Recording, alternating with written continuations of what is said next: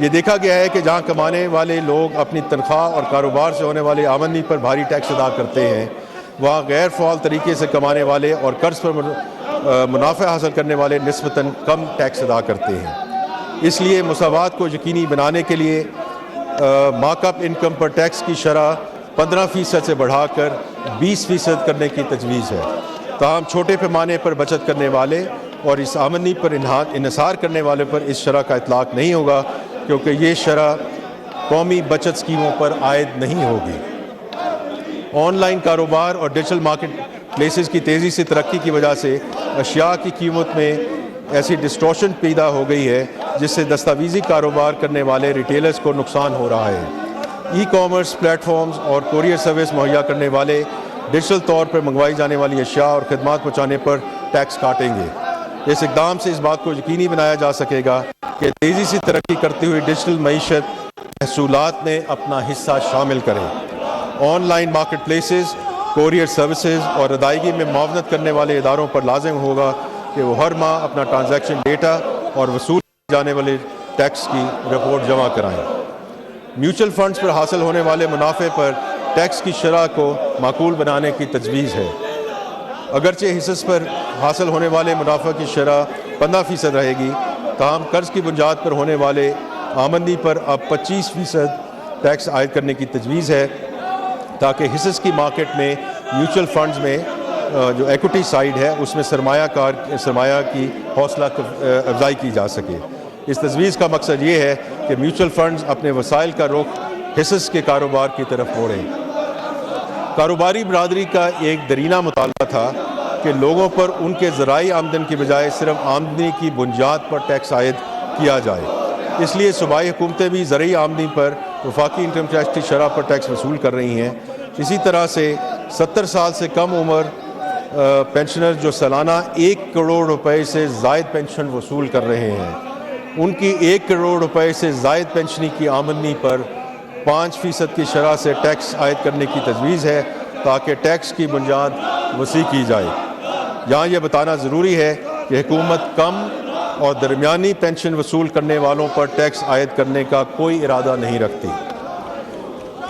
Cash less economy کو فروغ دینے کے لیے یہ ٹیکس اقدامات تجویز کیے جاتے ہیں۔ نان فائلرز کے لیے نقد رقم لگوانے پر ایڈوانس ٹیکس کی شرح 0.6% سے بڑھا کر 1% کرنے کی تجویز ہے، تاکہ غیر دستاویزی نقد لین دین کی حوصلہ شکنی کی جا سکے۔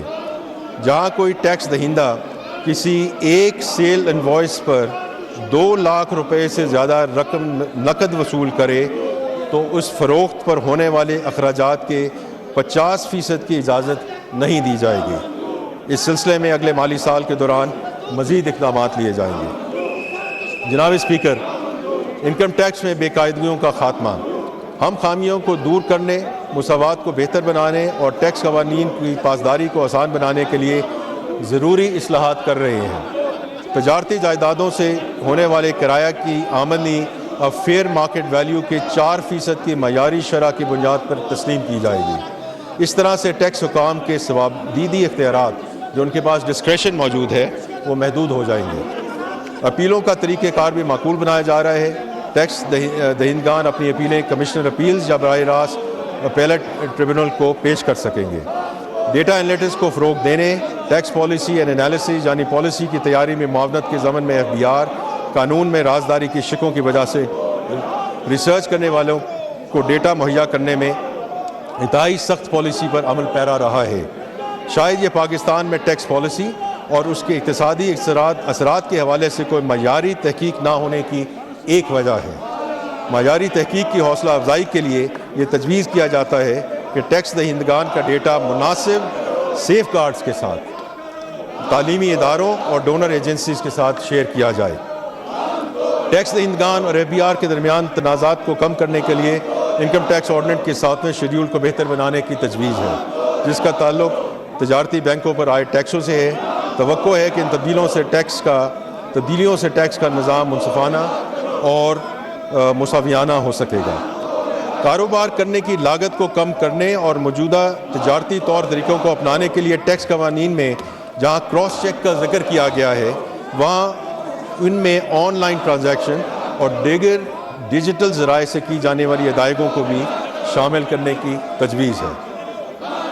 انکم ٹیکس کے سلسلے میں انفورسمنٹ کے اقدامات۔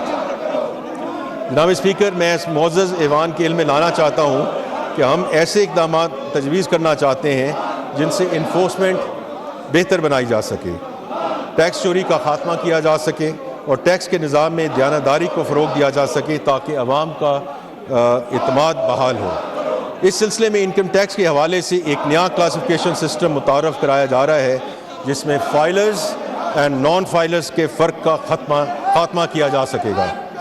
جو لوگ اپنے گوشوارے اور اپنی ویلتھ سٹیٹمنٹ جمع کروائیں گے صرف وہی بڑے مالیاتی لین دین کر سکیں گے جن میں گاڑیوں اور غیر منقولہ جائیداد کی خریداری، سیکیورٹیز اور میوچل فنڈ میں سرمایہ کاری اور بعض بینک اکاؤنٹس کھولنے کی سہولت جیسی چیزیں شامل ہیں۔ ان لوگوں کے لیے ضروری ہوگا کہ ایف بی آر کے پورٹل کے ذریعے اپنی مالی حیثیت اور آمدنی، تحائف، قرضے اور وراثت جیسی مالی ذرائع کے دستاویزی ثبوت ظاہر کریں۔ دیانتدار ٹیکس دہندگان کو مالیاتی لین دین کرنے کا اہل ہونے کے لیے ٹیکس کا گوشوارہ بھرنے کا آپشن دیا جائے گا۔ شیڈول بینکوں اور ایف بی آر کے درمیان بینکاری اور ٹیکس کے حوالے سے معلومات کے تبادلے کے لیے قوانین متعارف کرائے جا رہے ہیں جس سے خامیوں کی نشاندہی اور ٹیکس قوانین کی پاسداری بہتر ہو سکے گی۔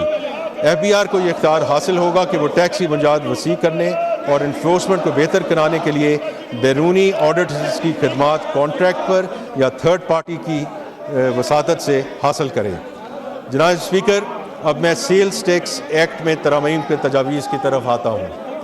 سیلز ٹیکس کے نظام میں مساوات لانے اور اس کی دیرینہ خرابیوں کو دور کرنے کے لیے درج ذیل اقدامات تجویز کیے جا رہے ہیں۔ درآمد شدہ اور مقامی طور پر تیار کردہ سولر پینلز کے درمیان مسابقت میں برابری کو یقینی بنانے کے لیے تجویز ہے کہ سولر پینلز کی درآمدات پر 18% کی شرح سے ٹیکس عائد کیا جائے۔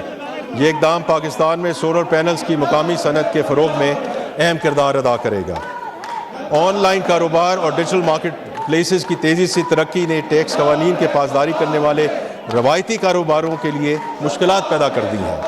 معیاری مسابقتی فضا پیدا کرنے اور ٹیکس قوانین کی مکمل پاسداری کو یقینی بنانے کے لیے یہ تجویز کیا جاتا ہے کہ ای کامرس پلیٹ فارمز کی طرف سے ترسیل کرنے والے کوریئر اور لاجسٹک خدمات فراہم کرنے والے ادارے 18 کر کے جمع کروائیں گے۔ پیٹرول یا ڈیزل استعمال کرنے والی اور ہائیبرڈ گاڑیوں پر سیلز ٹیکس میں یکسانیت لانے کے لیے یہ تجویز جاتی ہے کہ 18% ٹیکس سے کم شرح والی گاڑیوں پر بھی 18% عمومی سیلز ٹیکس عائد کیا جائے۔ اس اصلاحی اقدام سے تضادات کا خاتمہ ہوگا اور ٹیکس کی ادائیگی کے عمل کو آسان بنایا جا سکے گا۔